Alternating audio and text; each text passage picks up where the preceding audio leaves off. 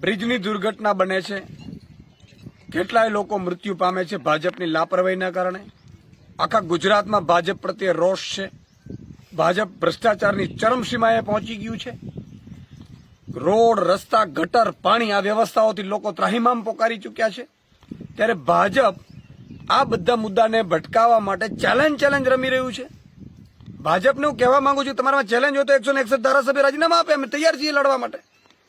પણ તમે વિસાવદરની જનતાને હું કહેવા માંગુ છું કે ગોપાલ ઇટાલિયાજી રાજીનામું નથી આપવાના.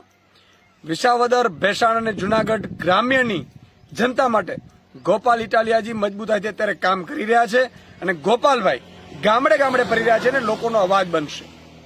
ગોપાલભાઈના રાજીનામાની વાત જ નથી થઈ. ભાજપ ખોટું ભ્રમ ફેલાવે છે. ભાજપના નેતાઓને કહેવા માંગુ છું કે તમારે એટલા જ કરોડો રૂપિયા આવી ગયા હોય ઇનામના તો કરો તમારા વિસ્તારમાં રોડ રસ્તાના કામો, ગટરના કામો. તમે એ કામ નથી કરી શક્યા.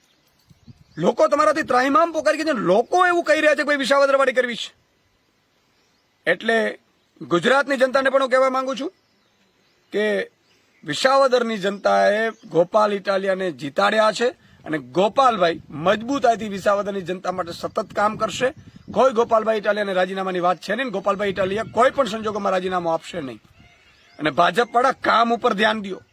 મુખ્યમંત્રી ખરેખર રાજીનામું આપી દેવું જોઈએ. 17 લોકો મૃત્યુ પામે છે, એની પહેલા 135 મૃત્યુ પામે છે. એટલા બધા કાંડ થઈ રહ્યા છે, ભ્રષ્ટાચાર ચરમસીમાએ છે અને તમને શરમ નથી આવતી. તમે આવા નિવેદનો કરો છો અને મુદ્દા ભટકાવવાની કોશિશ કરો છો. તમારામાં તાકાત હોય તો મુખ્યમંત્રીને 161 લોકો રાજીનામા આપે, અમે તૈયાર છીએ ચૂંટણી લડવા. જય હિન્દ, જય ભારત, જય જય ગરવી ગુજરાત.